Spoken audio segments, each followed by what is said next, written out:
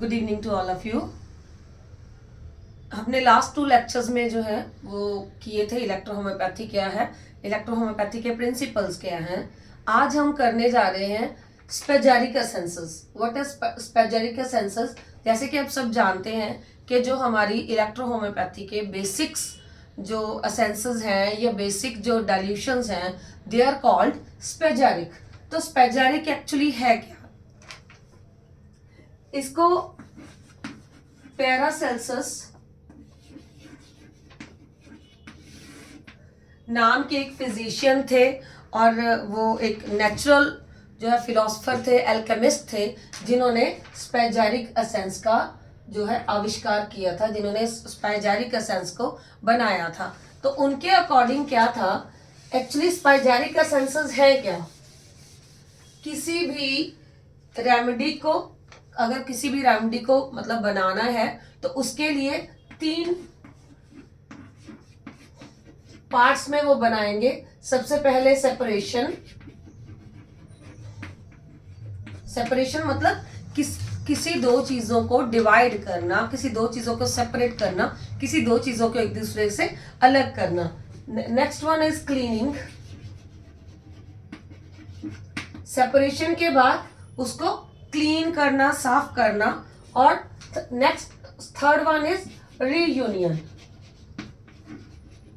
मतलब किसी प्रोडक्ट को सेपरेट करके, सफाई करके, उसमें से जो हमें मतलब यूजेबल इंग्रेडिएंट्स हैं वो निकाल के और फिर उन सबको दोबारा से रीयूनाइट करना, रीयूनियन करना, that is called स्पेजारिक।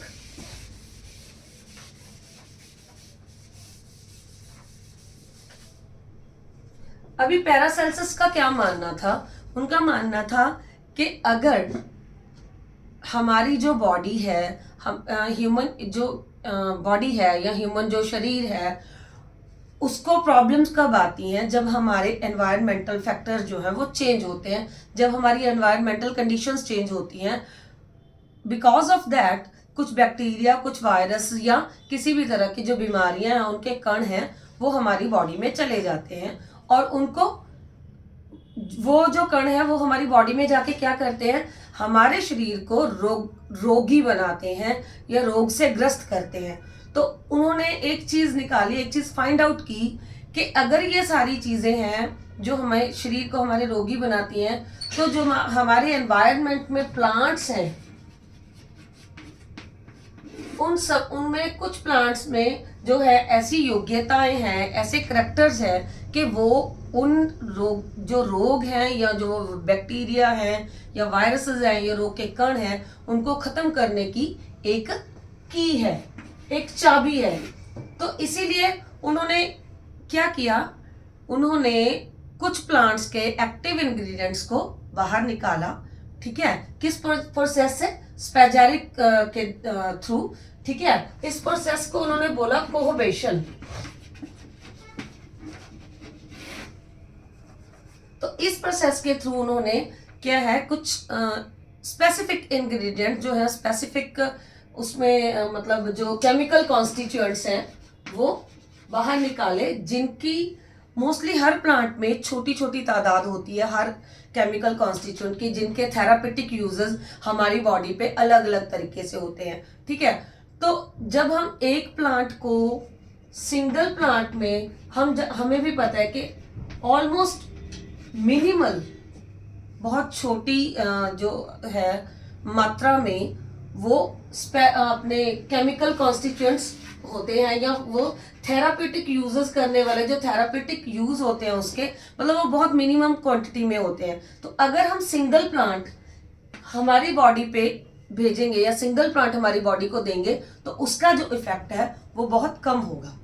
That's why Paracelsus ने क्या सोचा कि क्यों ना मैं मतलब एक जैसे थेरापेटिक यूजेस वाले कुछ प्लांट्स को कलेक्ट कर दूं, उनके केमिकल कॉन्स्टिट्यूएंट्स को कलेक्ट कर दूं, ताकि उनकी जो बॉडी पे इफेक्ट करने की तीव्रता है वो इंक्रीज कर जाए। ठीक है, कि उनकी इफेक्शन जो है, जो उनका इफेक्ट पड़ता है बॉडी के ऊपर, उसमें उस केमिकल कॉन्स्टिट्यूएंट का, उसकी मात्रा बढ़ जाए और वो इफेक्ट जो है बॉडी पे वो प्रॉपर एक एग्जैक्ट जो है मात्रा में उसके ऊपर चला जाए। तो उन्होंने क्या किया, उन्होंने कॉम्बिनेशन ऑफ प्लांट्स कर दिया,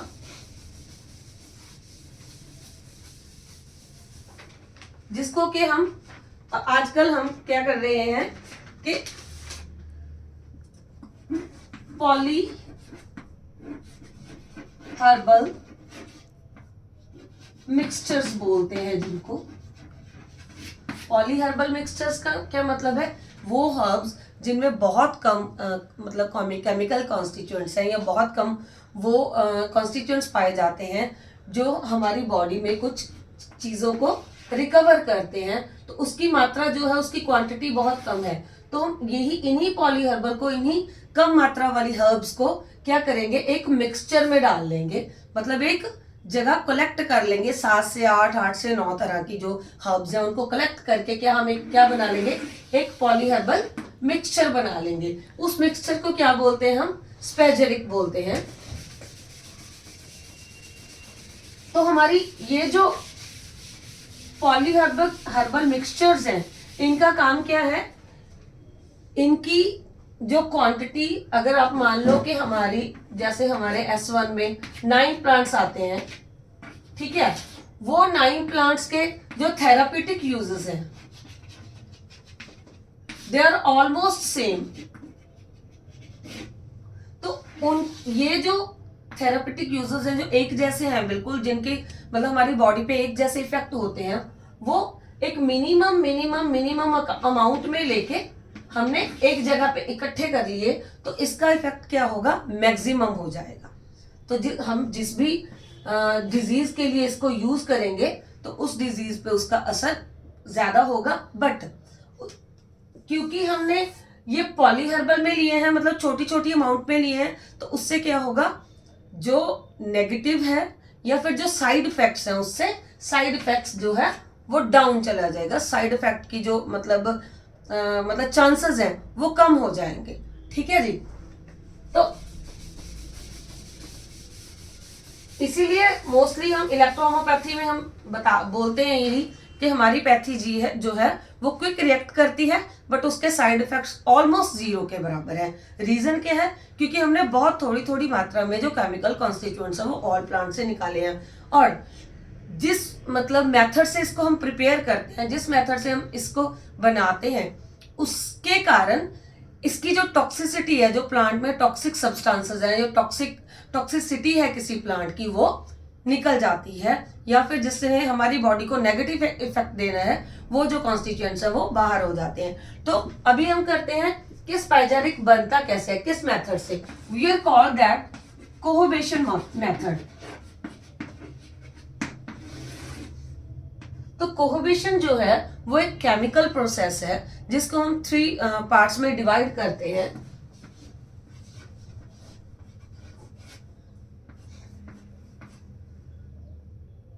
कोहोबेशन में हम सबसे पहले क्या करते हैं, हम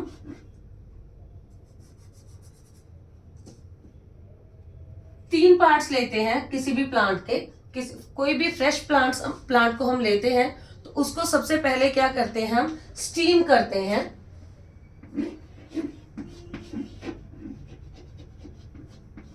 स्टीम करके, या फिर इसको बोलते हैं डिस्टिलेशन प्रोसेस। डिस्टिलेशन प्रोसेस से हम इसमें से इसका एरोमेटिक पार्ट निकाल लेते हैं। एरोमेटिक पार्ट क्या होता है किसी भी प्लांट का, उसकी अरोमा, उसकी सुगंध। ठीक है, तो जब हम डिस्टिलेट करते हैं तो जो एरोमिक पार्ट है वो स्टीम के द्वारा बाहर आ जाता है, उसको कंडेंसेट करके, उसको कंडेंसेशन के द्वारा मतलब पानी के द्वारा उसको ठंडा करके वो स्टीम को, तो जो हम एरोमेटिक पार्ट है उसका किसी भी प्लांट का, वो एक साइड पे निकाल लेते हैं, जिसे हम बोलते हैं पार्ट 1। ठीक है जी। और नेक्स्ट जो है second one is called alcoholic part.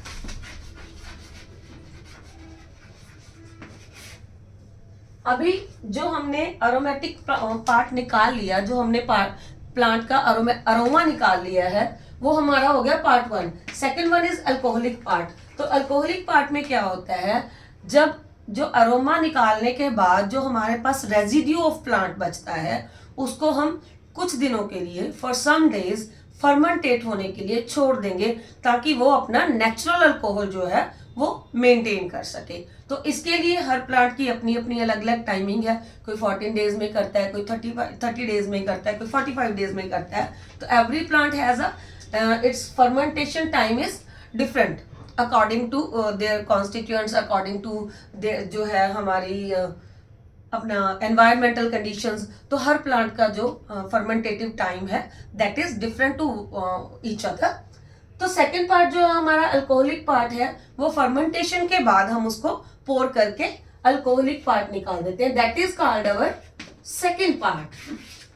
Alcoholic K बाद क्या होता है, जो हमारे पास प्लांट का रेजिड्यू बच जाता है, जो बाकी मतलब जो हमारे पास प्लांट का जो बाकी हिस्सा बच जाता है या रेजिड्यू बच जाता है, उसको हम क्या करते हैं, we dry it in shade. मतलब उसको हम छांव में सुखा लेते हैं कुछ टाइम तक। ड्राई करने के बाद उसको हम क्या करते हैं, बर्न करते हैं। बर्न करने के बाद क्या आता है, उसमें से ऐश निकलता है।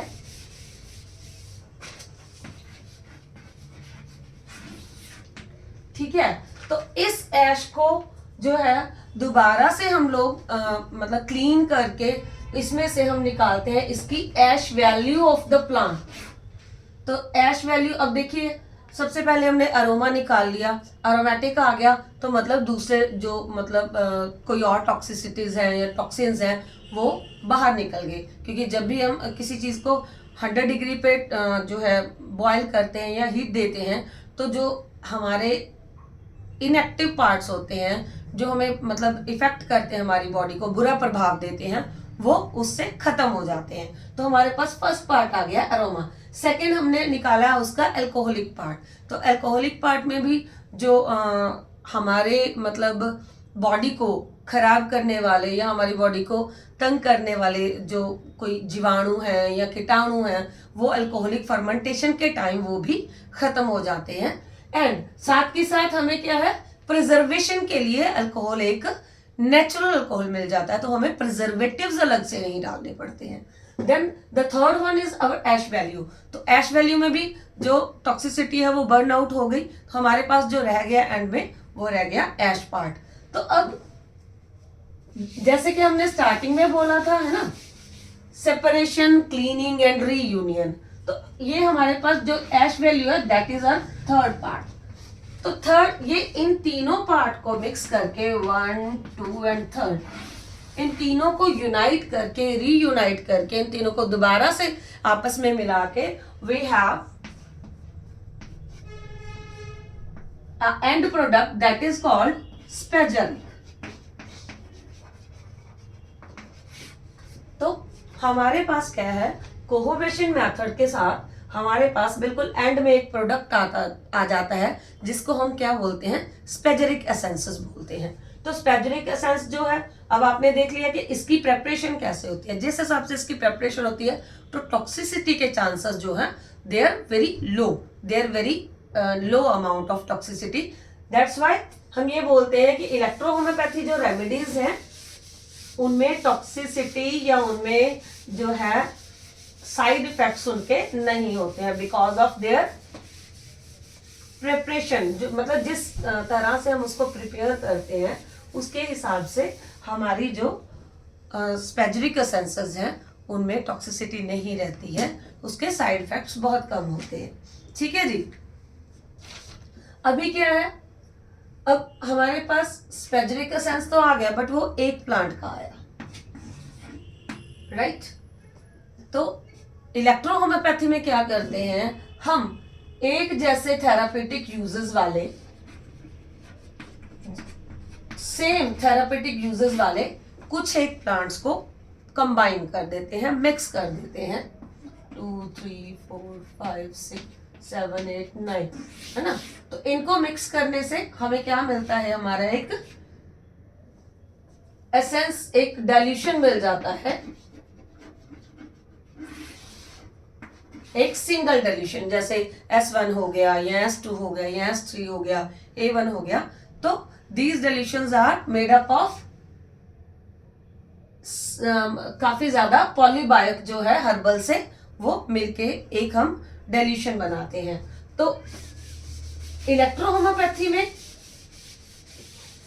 जैसे कि आप जानते हैं कि we are working on 114 plants, 114 plants पे हम काम करते हैं इलेक्ट्रोहोम्योपैथी में। और इन 114 प्लांट से हमने 38 डाइल्यूशंस जो मेन है और प्लस 22 डाइल्यूशन जो कि कॉम्बिनेशन ऑफ दीज 38 डाइल्यूशन। तो हमारे पास टोटल 60 रेमेडीज है। 114 प्लांट से हमने टोटल 60 रेमेडीज बना ली हैं। 60 रेमेडीज हैं जो हमारे इलेक्ट्रोहोम्योपैथी में या प्रैक्टिस में हम मतलब काम में लाते हैं, यूज में लाते हैं। इन 60 रेमेडीज को हमने डिवाइड किया है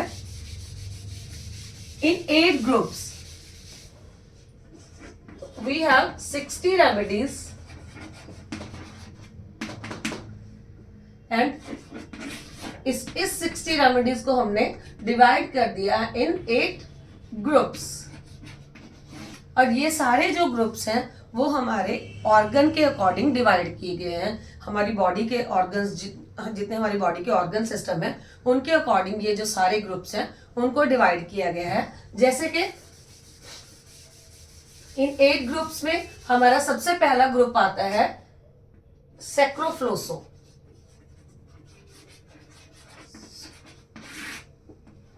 सैक्रोफ्लोसो ग्रुप है जो वो डाइजेस्टिव सिस्टम के ऊपर वर्क करता है। सैक्रोफ्लोसो एक्चुअली लैटिन वर्ड है, तो इसका मेन मतलब मीनिंग ही ये है वर्किंग ऑन डाइजेस्टिव सिस्टम। तो डाइजेस्टिव सैक्रोफ्लोसो जो है इसकी गिनती कितनी है, S1 से लेके S12 तक। तो ये हमारे पास सैक्रोफ्लोसो ग्रुप में टोटल 12 रेमेडीज है। ठीक है, आगे हम इन सभी रेमेडीज के बारे में इंडिविजुअली स्टडी करेंगे कि S1 में कौन से प्लांट्स हैं, उनके यूजेस क्या हैं, S2 में कौन से प्लांट्स हैं, उनके यूजेस क्या हैं, वो कहाँ कहाँ पे काम करते हैं। तो नेक्स्ट लेक्चर्स में हम ये सारे जो है ग्रुप्स के बारे में डिटेल स्टडी करेंगे। फर्स्ट है हमारा scrofoloso group. Second one is earth canceroso. Canceroso group. Canceroso क्या है, ये C1 to C70। तो इसमें 17 रेमेडीज हैं, 12 + 17। कैंसरोसो ग्रुप में C1 to C17 है। ये ग्रुप जो है मोस्टली टिश्यूज पे काम करता है, कैंसर्स पे काम करता है, इन्फेक्शंस पे काम करता है। ठीक है, तो इनका भी हम नेक्स्ट जो लेक्चर में आपको स्टडी करवाएंगे। Third one is फेब्रोफ्यूगो।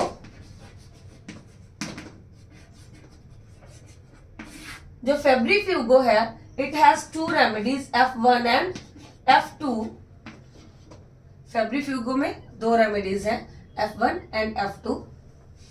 ये फीवर पे काम करती है, फीमेल्स के जितने भी मतलब प्रॉब्लम्स हैं उनके ऊपर काम करती है। Third one is lymphatico. Lymphatico में भी 2 रेमेडीज हैं L1 and L2। And next one is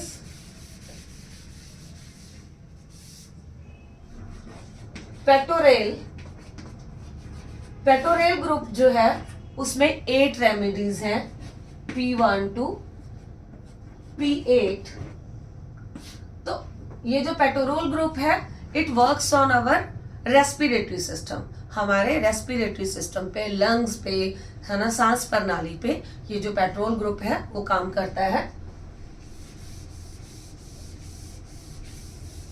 next is वेनेरो या ग्रुप वेन। तो वेन में है वेन 1 to वेन 5। इसमें 5 रेमेडीज हैं। ये मोस्टली वेनरल डिजीजेस पे काम करता है, सेक्सुअली ट्रांसमिटेड डिजीजेस पे काम करता है, इन्फेक्शंस पे काम करता है, वायरल डिजीजेस पे काम करता है। नेक्स्ट है वर्मीफ्यूगो। वर्मीफ्यूगो जो है ये दो है, worm 1 and worm 2। Worm 1 and worm 2 ये मोस्टली इंटेस्टाइनल वॉर्म्स पे वर्क करते हैं, या फिर जो हमारे इंटेस्टाइन में किसी भी तरह की इंफेक्शंस हैं तो उनके ऊपर ये काम करता है वर्म ग्रुप वर्म वर्मीफ्यूगो।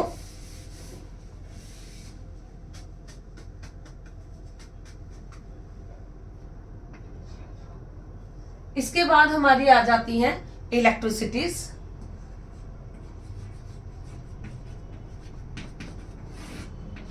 इलेक्ट्रोहोम्योपैथी की जो बेसिक जो मेन मेडिसिन हैं, there are electricities and there are in 5 numbers, number 1, number 2, number 3, number 4 and number 5। इनमें से दो हैं positive electricities, that are RE and BE। RE and BE are positive electricities, और दो है हमारी negative electricities, GE and YE। Green electricity, yellow electricity, they are negative electricities. Red and blue are positive electricities. And we have a last one that is called white electricity और W। जो white electricity है that is neutral. ये positive भी है, negative भी है। Negative को positive करेगी, पॉजिटिव को नेगेटिव करेगी, मतलब ये न्यूट्रल करती है हमारे बॉडी सिस्टम्स को।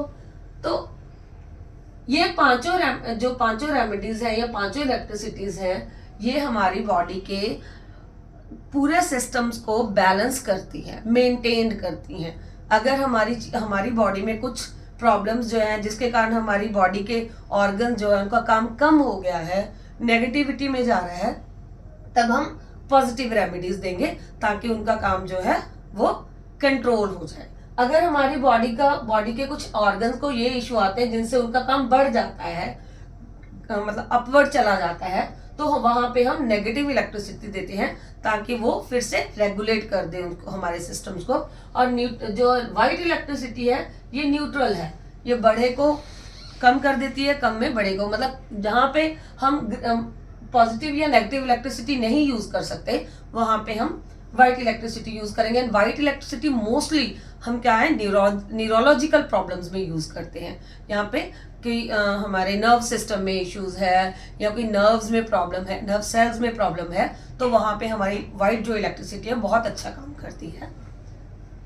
अब नेक्स्ट है हमारे एक्स्ट्रा रेमेडीज। एक्स्ट्रा रेमेडीज में कौन सी है? एक्स्ट्रा रेमेडीज में आ जाती है सबसे पहले APP, एक्वापेरापेला। तो ये इसको कहते हैं हम, है ना, ब्यूटी ऑफ वाटर, मतलब खूबसूरती के लिए इसको यूज करते हैं। मोस्टली APP जो है वो ऑइंटमेंट्स में, स्पॉन्जिंग में यूज की जाती है। And second one is SY, synthesis जो है वो जब भी आप किसी डिजीज से बाहर आते हैं या किसी वायरल या बैक्टीरियल डिजीज से आप ग्रस्त होते हैं और उससे हम उभर जाते हैं, तो ये सिंथेसिस जो है वो एक एनर्जी बूस्टर है, आपकी बॉडी को एनर्जेटिक करती है। तो जब भी आपका पेशेंट बीमार हो, आपका पेशेंट मतलब बीमारी से लड़ रहा हो, जब वो उसको मेडिसिन देके ठीक कर देते हैं तो उसके बाद उसकी एनर्जी डाउन हो जाती है, तो उस एनर्जी को बूस्ट अप करने के लिए, है ना, तो हम क्या देते हैं? सिंथेसिस देते हैं। द थर्ड वन इज एस्लास। एस्लास जो है mostly we are used for constipations. किसी को मेजर कॉन्स्टिपेशन है या माइल्ड कॉन्स्टिपेशन है या क्रॉनिक कॉन्स्टिपेशन है, जिस तरह के भी हमारे पास पेशेंट आते हैं, तो एस्लास मोस्टली यूज फॉर कॉन्स्टिपेशन। तो ये है हमारे, ये टोटल हमारी 60 रेमेडीज हैं जिनके ऊपर इलेक्ट्रोहोम्योपैथी वर्क करती है, जिनके ऊपर हमारी इलेक्ट्रोपैथी काम करती है। तो in next lectures we were discussing about these remedies इनके इनमें जो प्लांट्स यूज होते हैं उन प्लांट्स के थेरापेटिक इफेक्ट्स क्या हैं, और इन रेमेडीज के अपने थेरापेटिक इफेक्ट्स क्या हैं, किन किन चीज़ों को ये ट्रीट करती हैं ये रेमेडीज, तो हम उस हिसाब से नेक्स्ट लेक्चर में आपको बताएंगे। एंड आज के लिए थैंक यू।